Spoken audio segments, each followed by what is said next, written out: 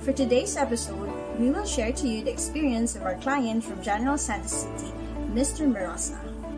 Si Mr. Merosa ay may car rental business. Kumuha siya sa atin ng insurance sa halagang 18,354.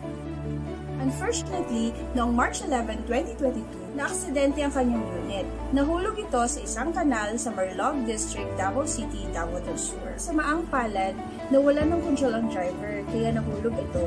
Pero dahil naka-insure ang unit ni Mr. Merosa sa Perla Insurance, binayaran natin ito through cash settlement sa halagang 220,000. Ibinayad natin ito sa East West Bank dahil naka-mortgage pa ang unit nito. Kaya para sa lahat ng aming mga taga-subaybay ng mga car owners, siguraduhin laging protektado. Mag-inquire sa Perla Insurance para sa inyong libreng quotation.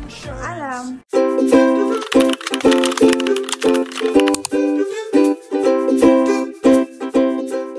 All is well.